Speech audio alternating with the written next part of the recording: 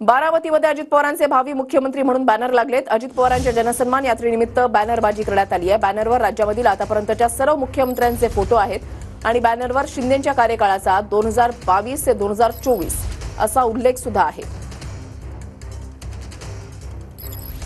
राष्ट्रवादी काँग्रेसची आज जनसन्मान यात्रा अजित पवार यांच्या बालेकिल्ला असणाऱ्या बारामतीमध्ये दाखल होत आहे आणि बारामतीमध्ये मोठ्या प्रमाणात बॅनरबाजी करण्यात आलेली आहे।